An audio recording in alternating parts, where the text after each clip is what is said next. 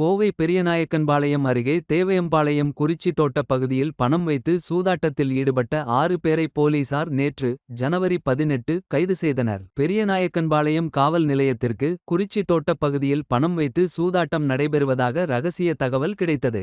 உடனடியாக செயல்பட்ட போலீசார் அப்பகுதியில் திடீர் சோதனை நடத்தினர். சோதனையின் போது தாயக்கட்டைகளை பயன்படுத்தி சூதாட்டத்தில் ஈடுபட்டிருந்த கோவை செல்வபுரத்தைச் சேர்ந்த முகமது அரீப் வயது 27, ஸ்ரீநாத் வயது 31, நாகராஜ் வயது 64, புஷ்பராஜ் வயது 44, பிரபு வயது 43 மற்றும் மற்றொரு நாகராஜ் வயது 53 ஆகியோர் பிடிபட்டனர். அவர்களிடமிருந்து சூதாட்டத்திற்கு பயன்படுத்திய தாயக்கட்டைகள் மற்றும் 11 பைசா 550 பணம் பறிமுதல் செய்யப்பட்டது. சூதாட்டத்தில் ஈடுபட்டவர்கள் மீது வழக்கு பதிவு செய்யப்பட்டுள்ளது. சமூக விரோத செயல்களில் ஈடுபடுவோர் மீது கடும் நடவடிக்கை எடுக்கப்படும் என காவல் ஆய்வாளர் தெரிவித்தார். இச்சம்பவம் பெரியநாயக்கன்பாளையம் பகுதியில் பெரும் பரபரப்பை ஏற்படுத்தியுள்ளது. சூதாட்டத்தில் ஈடுபட்டவர்கள் அனைவரும் நீதிமன்றத்தில் ஆஜர்படுத்தப்பட்டு விசாரணைக்கு பிறகு சிறையில் அடைக்கப்பட்டனர்.